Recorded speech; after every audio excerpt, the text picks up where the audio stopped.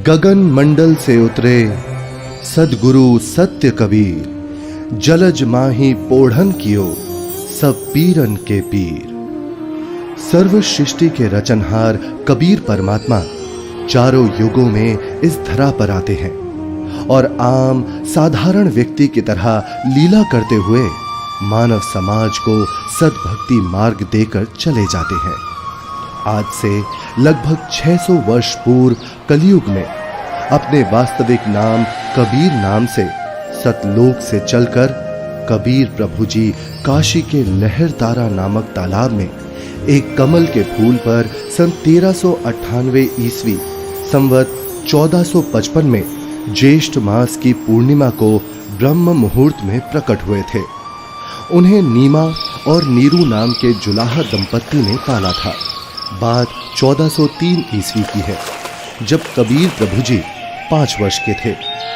बालक रूप परमेश्वर कबीर साहिब जी ने 5 वर्ष की आयु से ही अपने अद्वितीय आध्यात्मिक ज्ञान में उस समय के सुप्रसिद्ध विद्वानों, ब्राह्मणों, काजी और मौलवियों के छक्के छुड़ाना शुरू कर दिया था। उन्हीं में से एक लीला है परमेश्वर कबीर जी द्वारा 104 वर्षीय काशी के सुप्रसिद्ध ब्राह्मण स्वामी रामानंद जी को गुरु धारण करने और उनको अपने अनमोल सत्य ज्ञान का उपदेश प्रदान करने की। रामानंद स्वामी जी रोज ब्रह्म मुहूर्त में गंगा घाट पर नहाने जाते थे। एक दिन ऐसे ही जब वो नहाने गए, जैसे ही स्वामी रामानंद चलकर नदी के किनारे सीढ़ियों से उतरने लगे, स्वामी रामानंद जी के पैर के खड़ाऊ कबीर प्रभु के सर पर लगते हैं।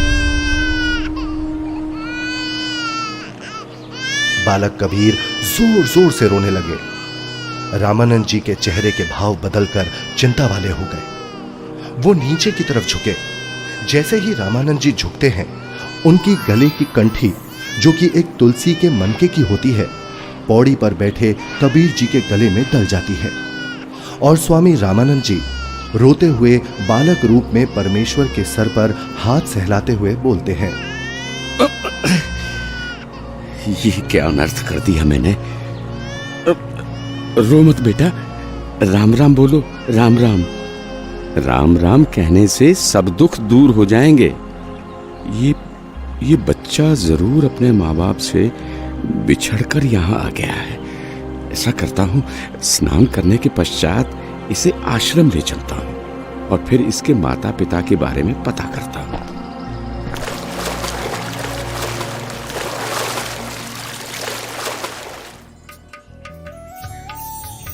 स्वामी रामानंद जी वैष्णव धर्म का प्रचार प्रसार भी खूब किया करते थे, जिसके लिए उन्होंने 1400 ऋषि शिष्य भी प्रचारक रूप में बना रखे थे। स्वामी जी के उन्हीं शिष्यों में से एक थे ऋषि विवेकानंद जी, जो कि बहुत ही अच्छे प्रवचनकर्ता रूप में प्रसिद्ध थे, जिनको स्वामी जी द्वारा काशी शहर के एक क्षेत्र का उपदेशक भी नियुक्त किया हुआ था। प्रतिदिन की तरह ही एक दिन जब ऋषि विवेकानंद जी शाम के समय विष्णु पुराण से कथा सुना रहे थे। श्री हरि विष्णु जी ही सभी के रक्षक व पूर्ण परमात्मा है। उन्होंने ही राम जी और कृष्ण जी के रूप में जन्म लिया है। वास्तव में भगवान विष्णु ही अजन्मे हैं, अविनाशी हैं। श्री हरि विष्णु भगवान की जय। श्री हरि विष्णु भगवान की जय। श्री हरि विष्णु भगवान की जय। वेद पढ़े पर भेद न जाने, बाँचे पुराण 18। पत्थर की पूजा करे, भूले सृजनहारा।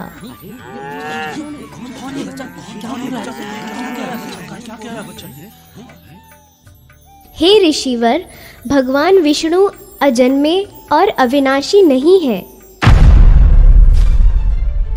अब इसमें देखिएगा ब्रह्मा विष्णु महेश की क्या स्थिति है। श्रीमद् भगवत गीता, गीता प्रेस गोरखपुर से प्रकाशित है। संपादक हनुमान प्रसाद पोदार, चिमनलाल गोस्वामी। प्रकाशक एवं मुद्रक हैं गीता प्रेस गोरखपुर, गोविंद भवन कार्यालय कोलकाता का संस्थान। अध्याय 4 चल रहा है, 123 पृष्ठ पे।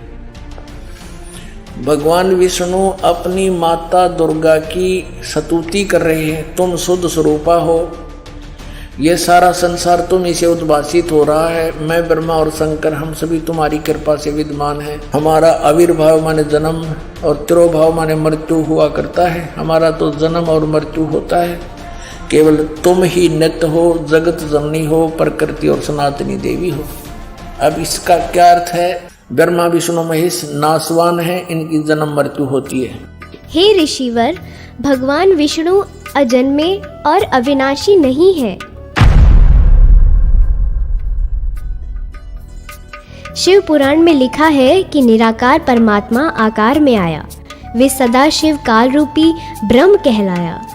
उसने अपने अंदर से एक स्त्री प्रकट की जो प्रकृति देवी, अष्टांगी, त्रिदेव जननी, शिवा आदि नामों से जानी जाती है। पवित्र शिव पुराण ये गीता प्रेस गोरखपुर से प्रकाशित है। सचित्र मोटा टाइप, केवल हिंदी। संपादक है हनुमान प्रसाद पोदार। और ये प्रकाशित कहाँ से है? प्रकाशक एवं मुद्रक हैं गीता प्रेस गोरखपुर, गोविंद भवन कार्यालय कोलकाता का संस्था। अब देखना ये रुद्र संहिता का, अब हम छठा अध्याय पढ़ रहे हैं 101 पृष्ठ पे। देवव्रत से एक समय ब्रह्मा जी बता रहे अपने पुत्र नारद को, एक समय उस आनंद वन में रमण करते हुए शिवा और शिव के मन में ये इच्छा हुई, दुर्गा और काल के मन में, कि दूसरे पुरुष की सृष्टि करनी चाहिए, यानी कोई पुत्र उत्पन्न करना चाहिए, जिस पर सृष्टि संचालन का महान भार रखकर हम दोनों केवल काशी में रहकर इच्छा अनुसार विचरे और निर्वाण धारण करें। ऐसा निश्चय करके शक्ति सहित सर्वव्यापी परमेश्वर शिव ने, इस काल ने अपने वाम भाग के 10वें अंग पर अमृत मल दिया। फिर तो वहाँ से एक पुरुष प्रकट हुआ, यानी इन्होंने पति पत्नी व्यवहार किया, काल और दुर्गा ने, और वहाँ से एक पुत्र की उत्पत्ति हुई। देखिएगा 102 पृष्ठ पे, 102 पृष्ठ पे शिव ने कहा, वो बालक उत्पन्न हुआ, उसके कहा कि वत्स, काल ने कहा बेटा, व्यापक होने के कारण तुम्हारा विष्णु नाम विख्यात हुआ। फिर काल रूपी ब्रह्म ने एक काशी नामक सुंदर स्थान बनाया। वहाँ दोनों शिव तथा शिवा अर्थात काल रूपी ब्रह्म तथा दुर्गा पति पत्नी रूप में निवास करने लगे। भगवान विष्णु इनकी ही संतान है।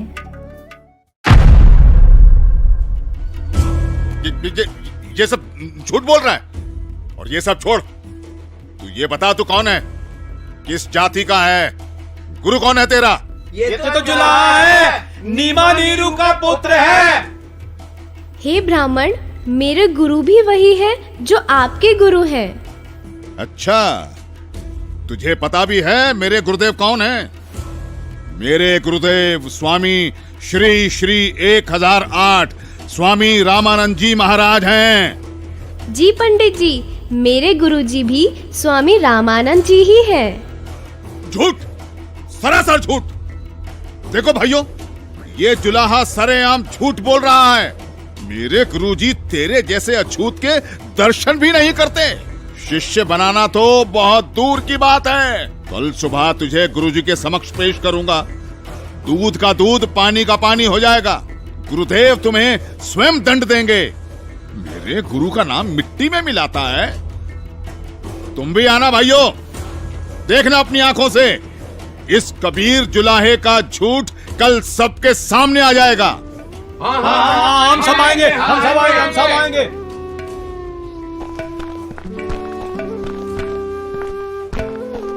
अरे पंडित जी, कम से कम मेरे सवाल का उत्तर तो देते जाइए। विवेकानंद सीधा रामानंद जी के पास पहुंचा और उन्हें सारी बात बताई। रामानंद जी भी गुस्सा हो गए कि आखिर कैसे एक जुलाहा खुद को मेरा शिष्य बता सकता है। हे गुरुदेव, एक छोटी जाति का जुलाहा अपने आप को बड़ा विद्वान सिद्ध करने के लिए भगवान विष्णु जी को नाशवान बताता है। क्या नाम है उसका? गुरुदेव, उसका नाम कबीर है। कबीर? हाँ गुरुदेव, कबीर। हे गुरुदेव, उसने तो हम ब्राह्मणों का घर से निकलना भी दूभर कर दिया है। हमें महाशर्मिंदा होना पड़ रहा है। आज उसने भरी सभा में कहा कि पंडित स्वामी रामानंद जी मेरे गुरुजी हैं, मैंने उनसे दीक्षा ले रखी है। झूठा है वो, सरासर कपटी है वो जुलाहा। वो कैसे मुझे अपना गुरु बताता है? उसको कल लेकर आओ मेरे सामने, और उन सभी को भी बुला लेना जिनके सामने उस तुच्छ जुलाहे ने तेरी बेइज्जती की है। कल सभी के समक्ष उसके झूठ का पर्दाफाश करूंगा।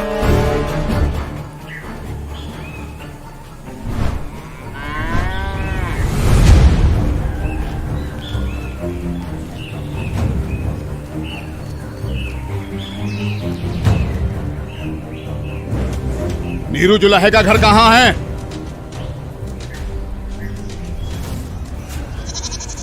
नीरू, नीरू सुनो, नीरू, नीरू। क्या हुआ भाई? बड़े परेशान दिख रहे हो। विवेकानंद अपने साथियों के साथ कबीर को पकड़ने आ रहा है। आपका घर पूछ रहा है। हाँ, लगता है कबीर ने इनको कुछ कहा है। इसे समझाओ, इनसे पंगा ना ले। क्या? कौन आ रहा है? हमें हमारे कबीर के लिए कौन आ रहा है? कौन पकड़ेगा? नीमा और नीरू डर जाते हैं और कबीर को झोपड़ी के पीछे ले जाकर कंबल से उड़ाकर छुपा देते हैं। तभी विवेकानंद वहां पहुंच जाता है। कहाँ है वो दंड वाला कबीर? कल उसने भरी सभा में मेरे गुरुदेव का अपमान किया है। आज सबके सामने गुरुजी उसकी पिटाई करेंगे। हे ब्राह्मण जी, क्या बात है? इतना क्रोधित मत होइए। हमारा कबीर किसी का अपमान कर ही नहीं सकता। न जाने क्यों आप हमारे कबीर के पीछे पड़े हैं। मेरा कबीर यहाँ नहीं है।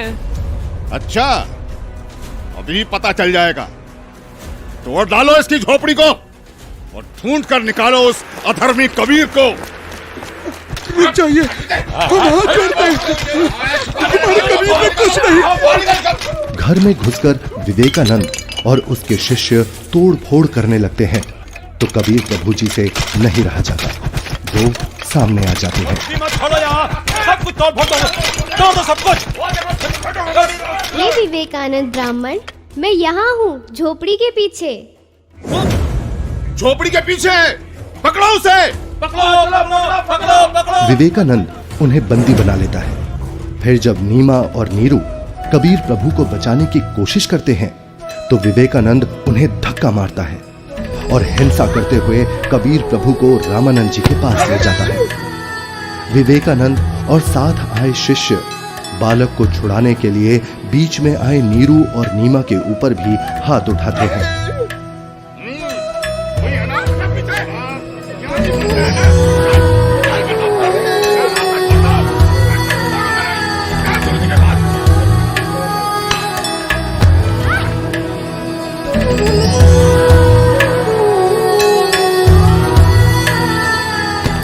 नीरू को भी कुछ गुंडे लाठी डंडों से मार मार कर मृत समान कर देते हैं।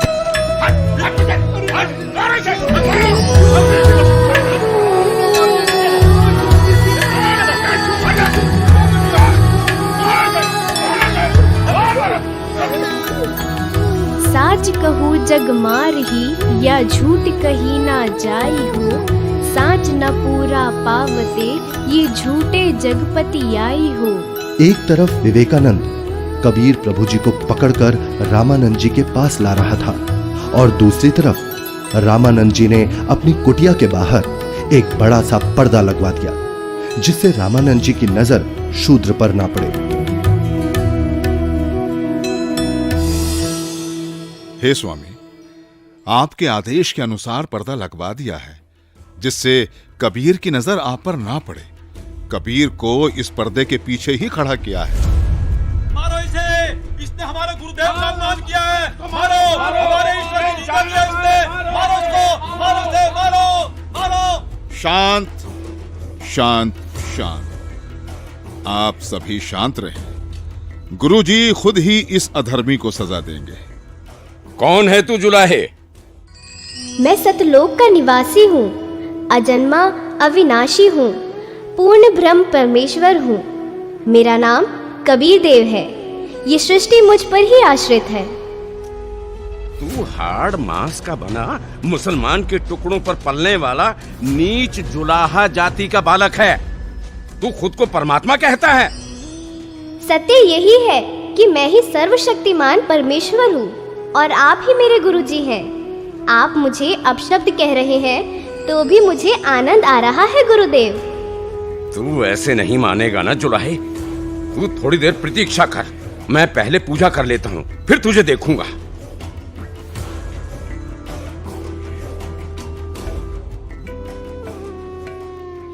कहीं ये बालक सच में तो भगवान नहीं है, क्योंकि भगवान तो किसी भी रूप में कहीं भी आ सकते हैं।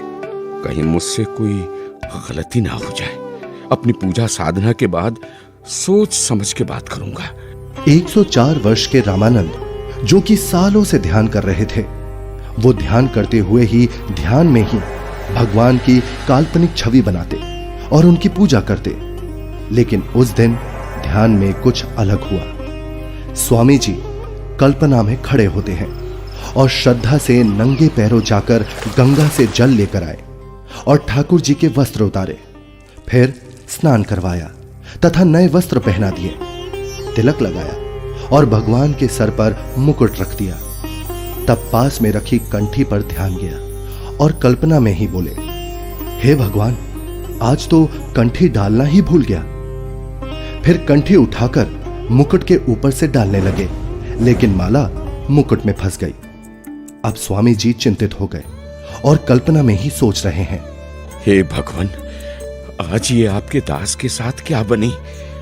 यदि कंठी नहीं डाली तो पूजा अधूरी रह जाएगी,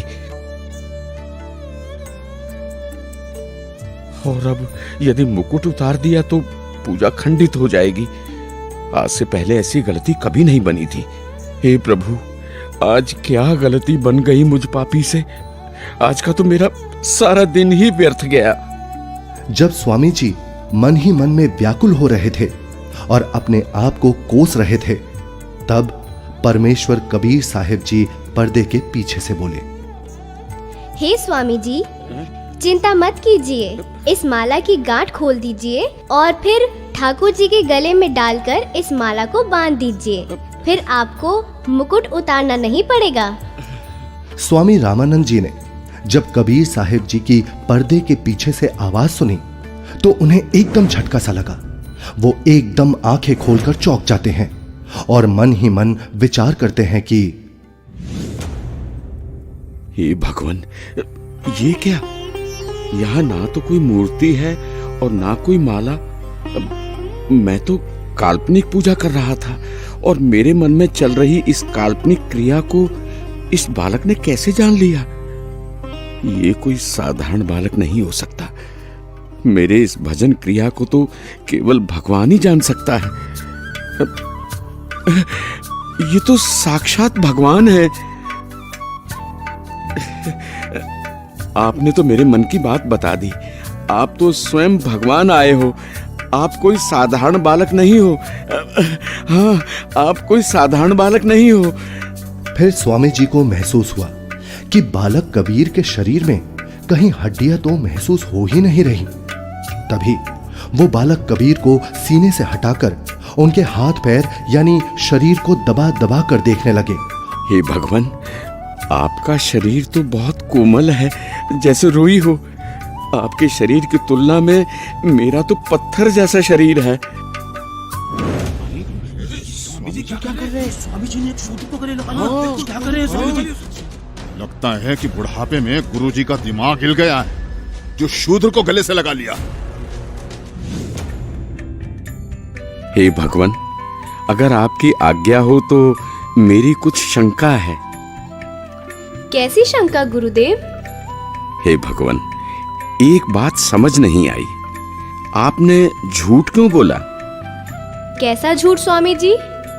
आप कह रहे थे कि आपने मुझसे उपदेश ले रखा है, लेकिन मैंने तो आपको कभी नाम दीक्षा नहीं दी। स्वामी जी, याद कीजिए, एक समय आप पंचगंगा घाट पर स्नान करने के लिए गए थे। मैं वहाँ पौड़ियों पर लेटा हुआ था। आपके पैरों की खड़ाऊ मेरे सिर पर लगी थी और मैं पीड़ा के कारण रो रहा था। तब आपने मेरे सिर पर हाथ रखा और कहा कि बेटा राम राम बोलो।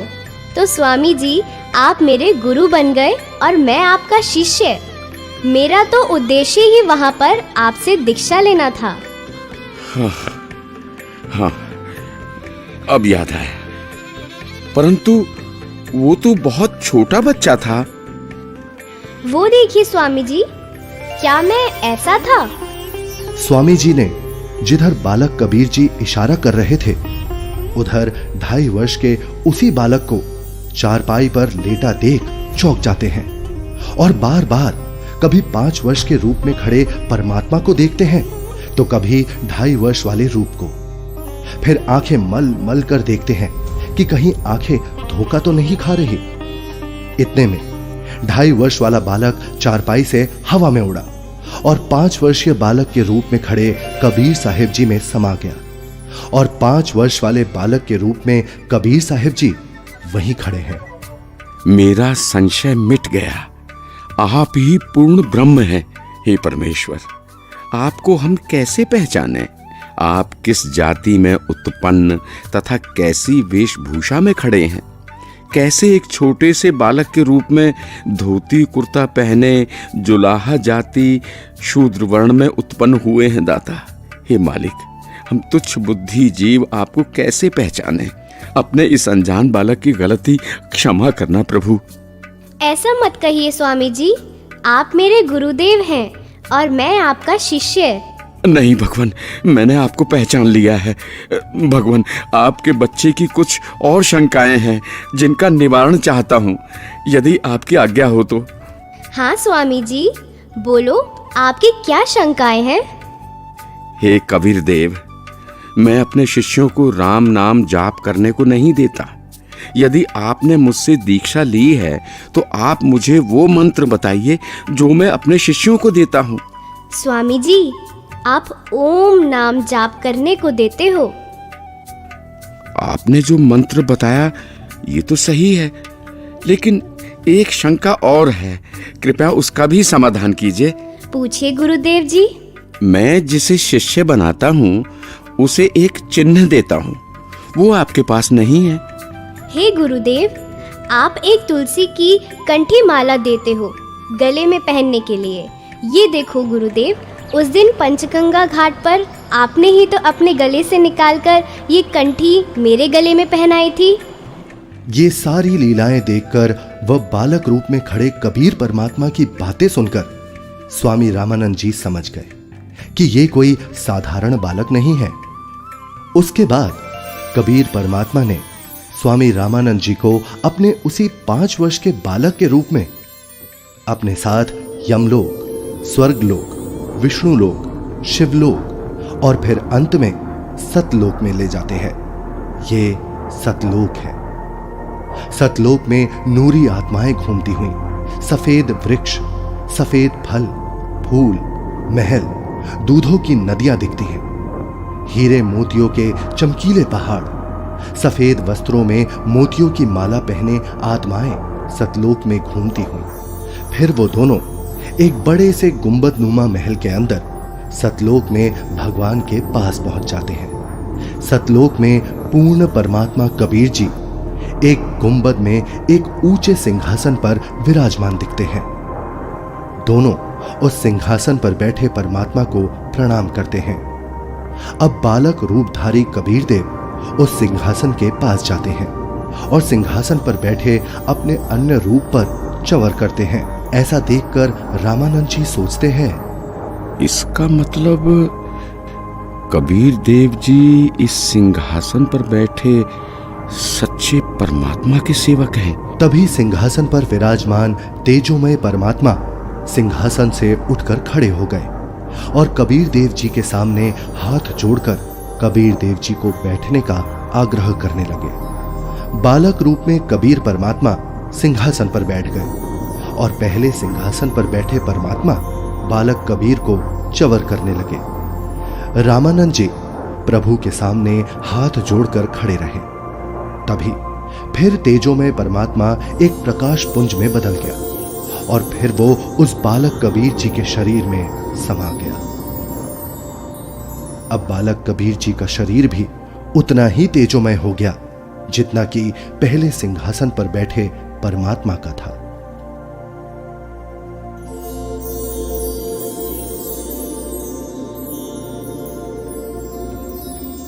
बोलत रामानंद जी सुनो कबीर करतारे, गरीबदास सब रूप में तू ही बोलनहार।